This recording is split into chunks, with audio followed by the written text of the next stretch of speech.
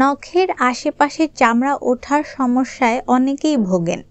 বিশেষ করে শীতকালে এই সমস্যার শিকার হননি এরকম মানুষ খুব কমই আছেন। তাই এ সমস্যাকে বলা হয় হ্যাংনেইলস।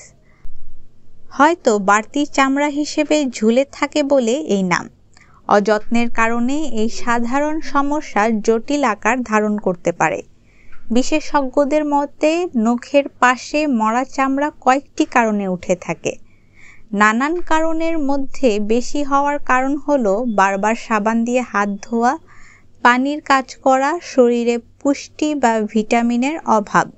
পাশে মরা চামড়া ওঠার কারণ সম্পর্কে ঢাকা মেডিকেল কলেজ হাসপাতালের চর্ম ও যৌনরোগ বিভাগের অধ্যাপক এবং বিভাগীয় প্রধান ডাক্তার রাশেদ মোহাম্মদ খান বলেছেন, শীতে বাতাসে আর্দ্রতা অর্থাৎ জলীয় বাষ্প কম থাকে, তাই ত্বক সহজেই শুষ্ক হয়ে যায়।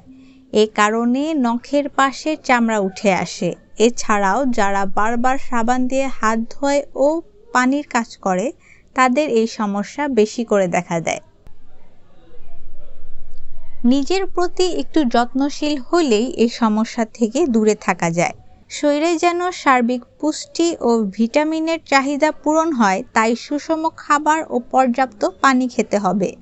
হাত ধোয়া বা বাসন পরিষ্কারের পর হাতে লোশন ব্যবহার করতে হবে। ভিটামিন সমৃদ্ধ কিউটিকল তেল ব্যবহার করতে পারলে আরও ভালো হয়।